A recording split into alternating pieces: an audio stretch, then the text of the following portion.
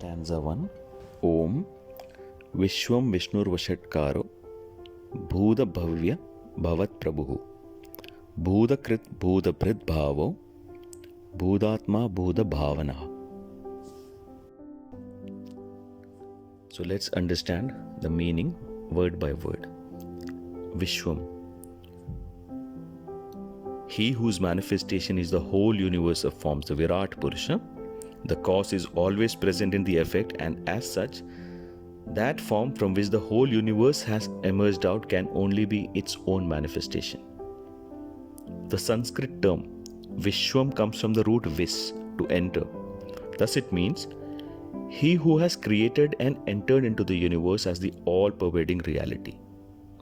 It can also mean that into which the entire universe has entered to remain therein established. It is only when intellectually we view the Lord as we come to recognize Him as the cause for the universe. When viewed through contemplation, since the effect is nothing other than the cause, there can be no world other than Him. In fact, there is nothing other than the Supreme. That is why in Mandukya Upanishad, we read Omkara Evadam Sarvam.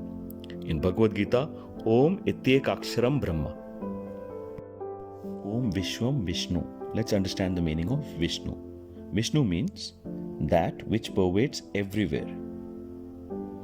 He is the one who pervades all and nothing ever pervades him.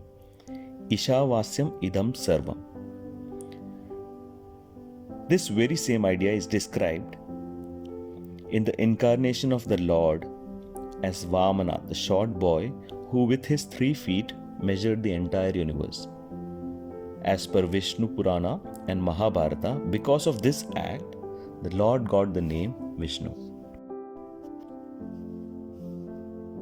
Om Vishwam Vishnur Vashatkaro.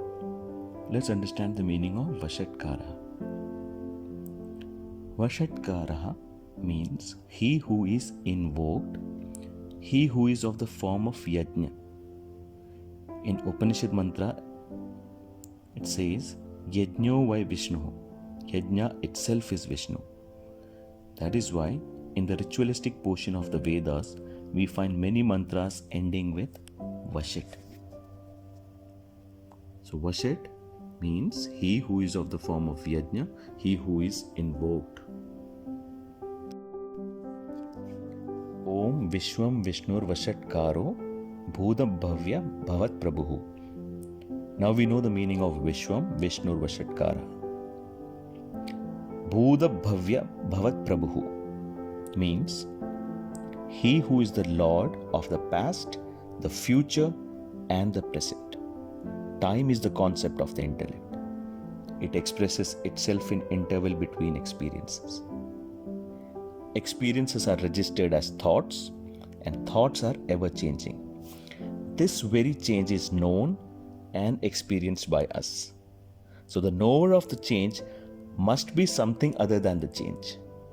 Thus, he who is the illuminator of all changes, meaning the consciousness Atma, is the Lord Vishnu. He is the one who is not conditioned by time. Om Vishwam Vishnur Vashatkaro Bhuta Bhavya Bhavat Prabhu Bhuta Krit Bhuta Bhrit Bhavaha Bhutatma Bhuta Bhavana.